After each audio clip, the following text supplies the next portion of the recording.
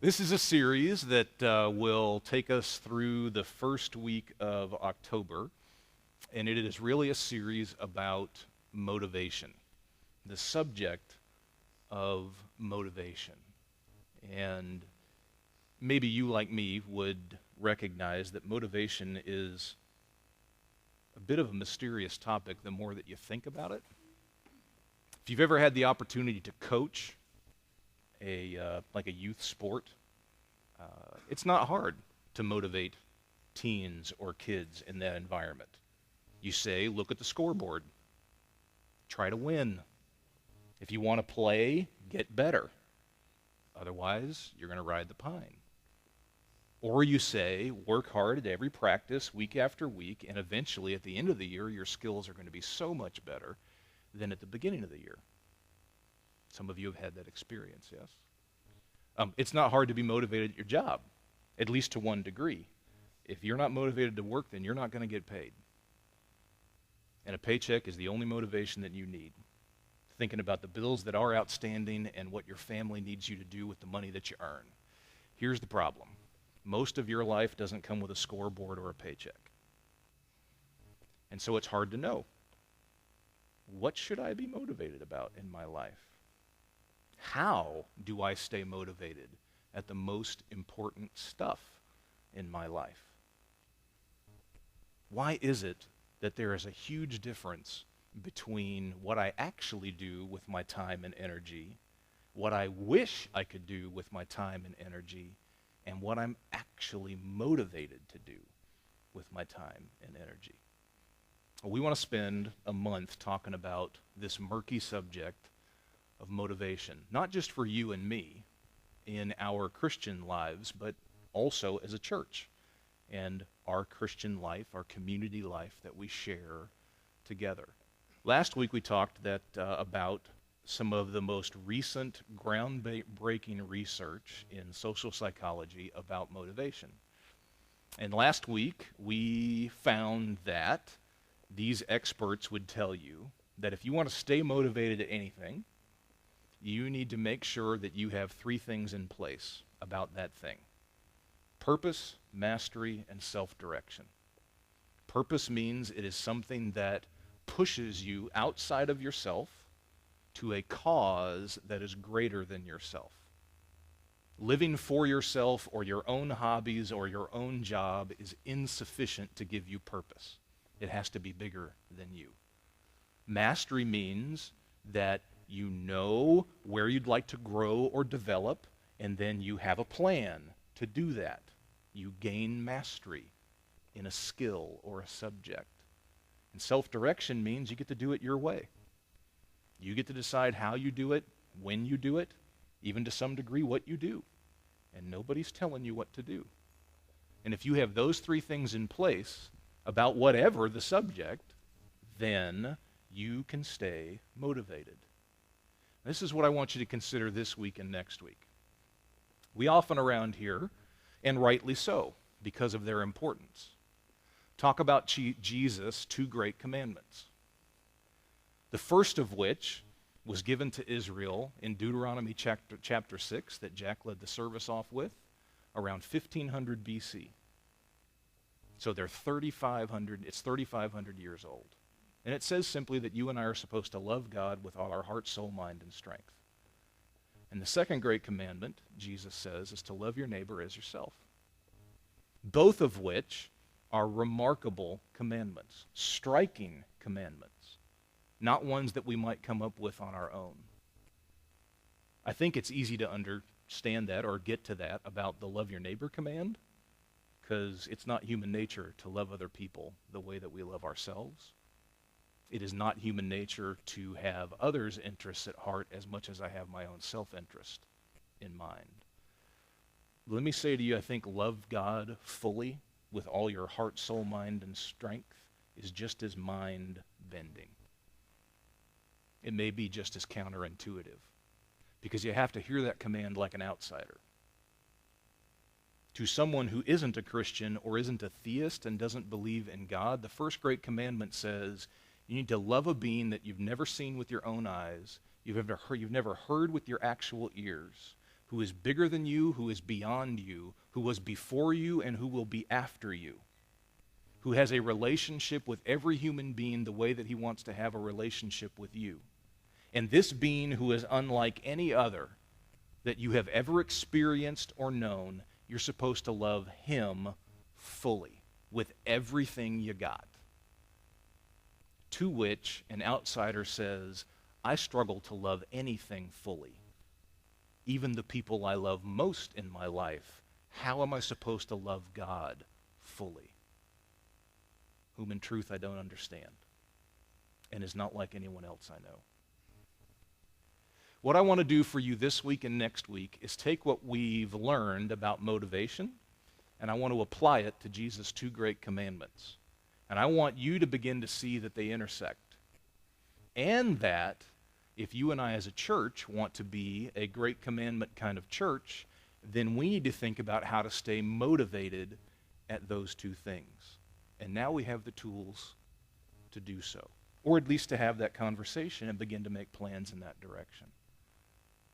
So when you think, okay, Jesus said, it is the most important thing in my life to love God fully with everything that I am. And I also know that to do anything in my life in a motivated way requires purpose, mastery, and self-direction. There might be a biblical concept that springs to mind for you. Loving God fully meshed up with purpose, mastery, and self-direction. There is a chief biblical concept that brings both of those things together.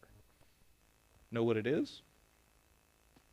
Well, let me read to you a passage, and then I'll tell you the word for what we're talking about. This is from the opening of the Gospel of John, chapter 1. Jesus' first encounter as he starts his public ministry with some of those who would serve with him and be his followers. This is verses 43 to 46 in John 1. And the next day, Jesus decided to go to Galilee, northern Israel. And there he found Philip and said to him simply, "Follow me." Now Philip was from Bethsaida, the city of Andrew and Peter. And Philip found Nathanael and said to Nathanael, "We have found him of whom Moses in the Old Testament law and the prophets themselves wrote. He is Jesus, the son of Joseph of Nazareth." Nathanael replied to Philip, "Can anything good come from Nazareth?" And Philip responded, "Why don't you come and see?" When Jesus first encounters Philip, Jesus says to him two words, "Follow me." Here's the concept biblically. It's being a disciple. When you think about loving God fully and how to stay motivated at that with purpose, mastery, and self-direction, the way you read about that most in the Bible is with being a disciple. See, it was common practice in Jesus' day for a religious leader, a spiritual teacher like Jesus, to take on students. And those students would come and be taught by this person day after day after day, but even moreover, they would travel around with this teacher and watch what he did. They would imitate what he did. They would watch the teacher live and then try to follow his example. That's called being a disciple, a student, a practitioner, an apprentice. When Jesus called people in his day, he called them to be disciples. I was just talking to somebody, in fact, before the service today about the fact that in our brand of Christianity in America, oftentimes we miss that, and we settle for something that is far more flaccid or deficient. You know what we say? You need to believe in Jesus. And we don't use that terminology in the way that the Bible meant it. Here's what we often mean when we say, believe in Jesus. We mean, here are a set of truths, propositional truths, that you need to check off and say that you cognitively or rationally believe. Yes, I believe Jesus was the Son of God. Yes, I believe he died on the cross for my sins. Yes, I believe he rose from the dead 3 days after he died. Check, check, check. I believe those things, therefore I am a Christian. Here's the thing. Your Bible does not understand Christianity that way. Another way that we often do it is, well, I've done a few Christian kinds of things in my life that my culture says are important, like I've been baptized as an infant or an adult. And therefore, because I'm baptized or I'm a member of a church and have signed on the dotted line, then I must be a Christian. And all these things are good. I hope you believe some of those propositional things about Jesus. I hope you've been baptized for the right reasons and for what it means. But understand, that's not what Jesus was calling you to. It's not what he's calling me to. He's calling you to be a student. He's calling you to be a disciple, just like he did Philip so long ago. You and I together are called to be Jesus' student. Think about your best learning experience. Now, many of us haven't been in school in a long time. What was your best learning experience like? My mind goes to of several instances I could cite. When I was in college, before I changed majors to become a pastor, I was studying sports medicine, so I had to do lots of science classes. And the way my particular school handled science classes was you had your lecture that you got a grade for, and then you had your lab that you got a grade for. It was actually the same subject, 2 different classes, 2 different grades. So, for instance, I had to take an entire year of chemistry, and I had to go to lecture for chemistry, and I assure you there is nothing more boring than sitting in a lecture hall with 150 other students, listening to somebody drone on about chemistry equations, which is why I took that class later and later and probably attended less and less because, as you know, in college, attendance is voluntary. Thank goodness. But once a week, we got to do lab instead. And for some completely unknown reason to me, I took lab at 8 o'clock in the morning on Wednesday for chemistry. If you want to be a teacher who has no students show up to your class in college, have it be at 8 o'clock in the morning. And it doesn't matter what the subject is. But for whatever reason, I could drag myself out of bed at 8 in the morning to go to lab every Wednesday. Because lab was nothing like lecture. Lab was getting into the mix of things and using Bunsen burners and all the chemicals on the wall. And we did all kinds of crazy, inane, stupid things that first-year chemistry students did. The tie for me would be I blew up a chemical solution all over my partner, who was this beautiful young girl, and ruined her dress. Or I was heating up a test tube and forgot to take the cork out of the top and shot it right past my teacher's ear and banged it off of a wall. But lab was awesome because it was hands-on. It was experiential. You got to try things out. By the way, my lecture grades were always, no surprise to you, were always better than my lab grades. But lab was so much more fun. Yeah, that's what being a disciple is like. Being a disciple is like going to lab. It's interactive. You get to try things out. You get to practice. You get to fail a lot. That's what following Jesus is supposed to be like. That's what loving God is supposed to be like. It's supposed to be trial and error. It's supposed to be hands-on. It's supposed to be your TA, walking you through the hard parts and then letting you try it on your own. That's what it's supposed to look like. So here's what I'd like to do with you. I'd just like you to think. If we are supposed to be about the most important things, and Jesus says one of those 2 things is to love God fully, what would it look like for you and me, individually, but also collectively as a church, to be motivated together about loving God fully as his disciple? And to think that through, you need to remember, well, that requires 3 things: purpose, mastery, and self-direction, because that's what a life of a disciple is all like. So, let's think about mastery for a minute. If you and I want to love God fully with everything that we are, and we want to be motivated to do so because Jesus says it's really important to do that in life, you have to set up your life where it grows in mastery.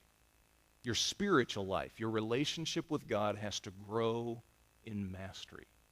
That means that you should be able to identify the places in your relationship with God where you want to grow, and then you should be able to take steps and see yourself gain or develop in the ways that you want, so that after a period of time, you're better at it. You've gained mastery. So think to yourself, if I were to ask you, okay, here's your relationship with God. You have one, I have one, we all say it's important. Here's your love of God. We all say it's important. Where do you need to gain mastery right now?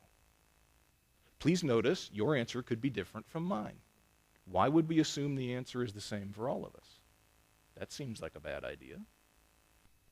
Maybe one of you is starting out and you just don't get it. Or maybe you've been a Christian for 30 years and you're finally willing to tell the truth that no one else wants to admit, which is, I don't get it. Yes, I value God. Yes, I get it that other people like Pastor Chris say it's important, but I don't get the whole love thing. I love my husband. I feel love for my daughter. I don't get how I'm supposed to feel that way about God. Can you help me with that? Oh, you just identified where you need to begin to grow in mastery. Maybe you've always struggled with the idea of how you can pray and communicate with God. You've never been able to do what some people do, which is wake up at dark 30 and pray for an hour straight. And that's just not you. It doesn't suit you. And so you say, okay, I need to pray. Or maybe one step more, it's completely confusing to you when you hear Christian people say, you know, God told me to do X and Y. Really? How'd you know that? What did his voice sound like? Did it sound like yours, or did it sound like somebody else? How'd you know that wasn't you and your own thoughts telling you what to do? Hey, you know what you just did? You identified where you need to grow in mastery. Spiritual mastery. A need in your life, a want in your life that you know needs to get better. And the list goes on. What is it for you? If I were to say, and I'm going to do it next week, by the way, I am going to ask you to identify where in your life, specifically your relationship with God, you feel like you need to grow. What is it? And then, can we help you? Are you even willing to find the things that you need to put in place in your life so that you can begin to grow in your skills in that particular area? For example, you want to pray and hear God direct you about life decisions, about how hard choices you're facing. Great. That's awesome. I'm glad you can identify that need. Here's how you're not going to meet that need: doing nothing.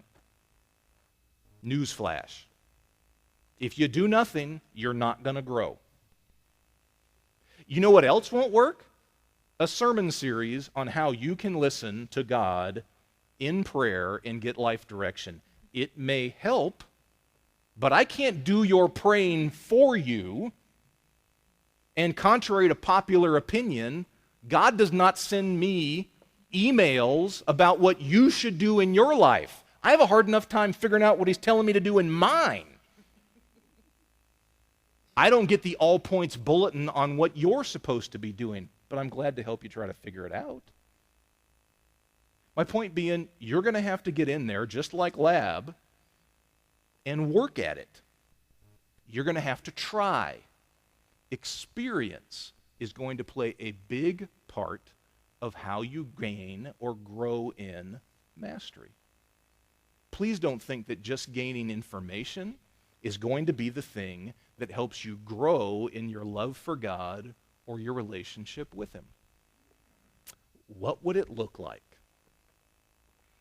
if we together said, what we are going to do here is be a church where we gain in our mastery about the most important thing in our life, loving God fully?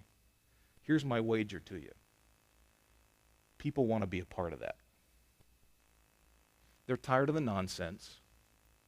They're tired of thinking that church is about the band or the skill of the preacher. They're tired of consuming religion. They want to produce it. People would want to be a part of a community of faith where we all said together, we're done being mere believers. Now we want to be disciples. And part of what that means is we are going to intentionally grow together in the ways that each of us think we need to. And we're going to put it into practice. We're going to try.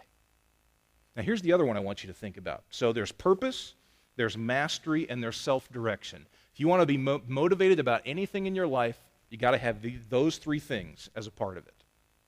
That means when we think about the first great commandment, those three things have to be in play if we want to be motivated.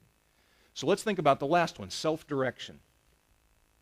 Self-direction means that you get to set your own agenda. You get to do it your way.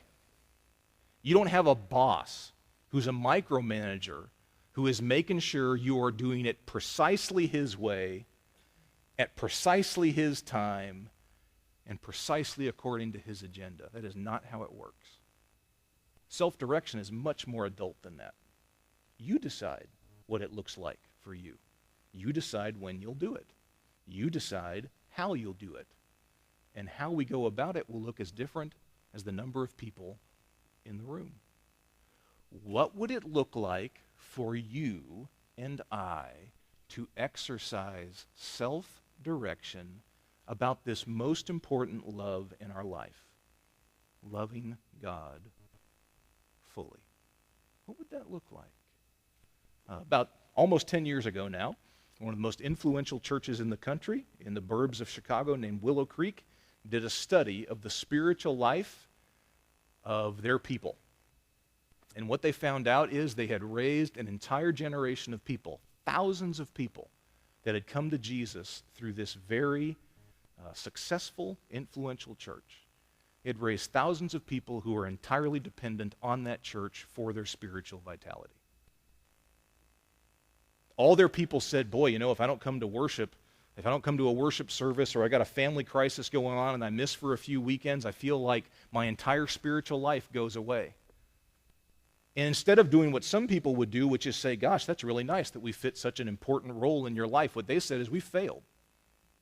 If that's how you view your relationship with God, Willow Creek was willing to say, we failed. Because here's what God wants us to be doing. In our church, they said, and I would say what all churches should say. We're not creating people who are dependent on us. We need to create people, here's their phrase, who are self-feeders.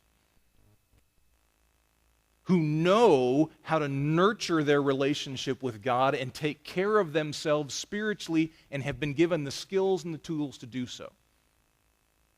So that actually, as you grow spiritually, you become more independent spiritually. You become less dependent upon a pastoral figure or a church to give you an inspiring emotional lift every weekend. No, you become a self-feeder. You know what the biblical term for that is? We already talked about it. You become a disciple. A disciple. Disciples learn how to do that. What would it look like for you? So, as you start to think about that, consider this. What's your spiritual routine and rhythm today? What are your personal spiritual practices that keep your love of God aflame? That keep you connected with God? That keep you spiritually thriving? What are those things for you? As you consider that, I'm going to take at least one thing off the table. You can't count Sunday morning. What we do here is off the table. I get it. You come here for that. We're going to put that to the side. What else do you do?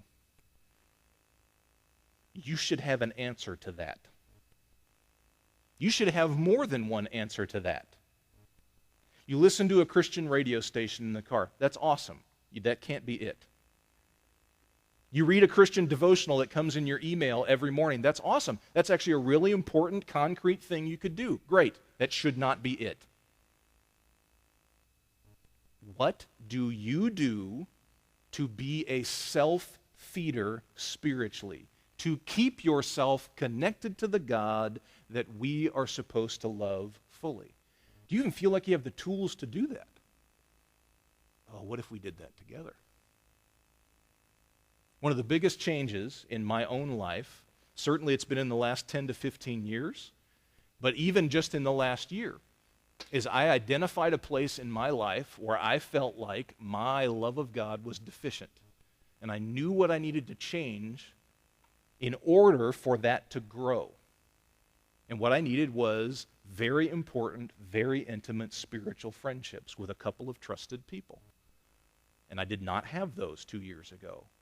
And I have taken it upon myself to develop those two relationships. And now they're priceless. And that sounds like it's relational, where God has given me, and I've developed two very close friends of mine. Oh, it's so much more than that. Because the focus of my time with those friends has everything to do with our relationship with God. And you know what that makes me? More of a self-feeder. I get more out of those 2 hours that I spend every month with those two people than I do almost any other place in my life, because we're intentional about what we talk about, what we won't talk about, and how we care for each other and try to encourage each other in our relationship with God. Do you have stuff like that? You should. What does it look like for you to feed yourself? What if we as a church said, this is what we want to develop? We want to develop a group of people who know how to take care of themselves spiritually, who take responsibility for loving God fully Monday to Saturday. And moreover, we don't just berate them about doing that. We're going to give them the skills to do it. You tell us what you want to learn, we will give you the skills to do it, and then we're going to help you develop your own personal plan that doesn't look like anybody else's in order to do that. And here's the kicker. There's a whole lot of people who want to be a part of a community of faith that cares about that. They're not looking for something fake. They're not looking for a church to make them dependent on the church. They're looking for real, raw, bare wire contact with the God of all things. And they're looking for somebody to tell them how to do it. And you can't do that just by gathering information.